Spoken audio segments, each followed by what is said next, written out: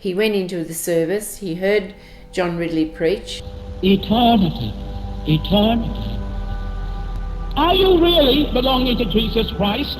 Then, out of your lips will spring the word eternity sometime or other. It'll leap out of your lips because it's born in your heart.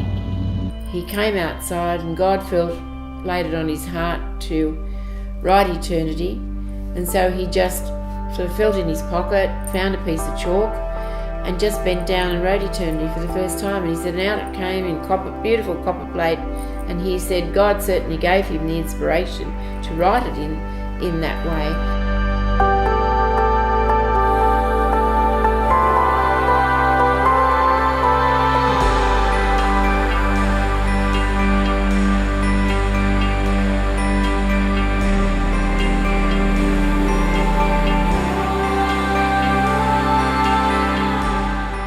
He operated for 20 years or so in secret. He didn't want to be identified as the bloke who wrote Eternity.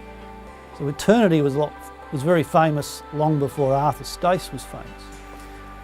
And for the first time we tell in the book the precise circumstances in which in June 1956 the Sunday Telegraph broke the story. And from then on he was a famous man for the last 11 years of his life. It had been in the Herald for many, many years, in column 8. Who's this person that's writing eternity on the streets of Sydney? And it went on for years and years and years. And at the time that my father saw him writing it one day at an open air meeting, they went out on the van one afternoon, and the meeting started, and my father walked around the corner to see if he could encourage some people to come and listen. And he saw Arthur bending down writing eternity. And he got the shock of his life, and he said, "Arthur, are you Mr. Eternity?" And he said, "Guilty, Your Honour, but you won't tell anyone, will you?" And so Dad realised, that this was a big story, because he'd been doing it for 19 years at that time, and no one knew. The more I read about Stace, the more I came to admire him and admire everything he stood for. In his reformed Christian life, that is, because of course he had an awful life up until the age of 45. Chalk and cheese, really quite remarkable. He was, as everyone knows, he was truly a drunken, good-for-nothing criminal derelict. He really did spend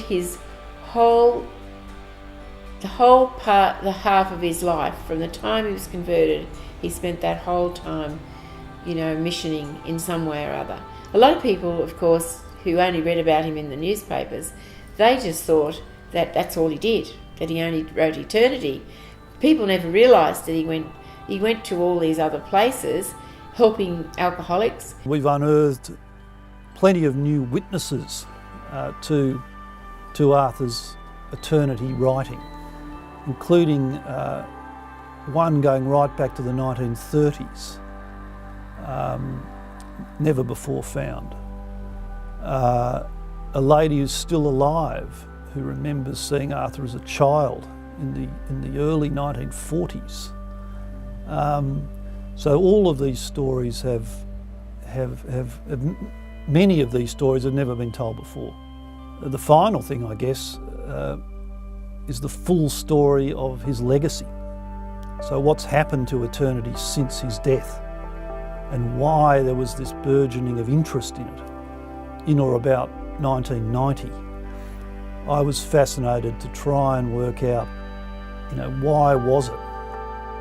Why was it that there was this resurgence? How did Eternity end up on the Harbour Bridge on New Year's Eve 2000?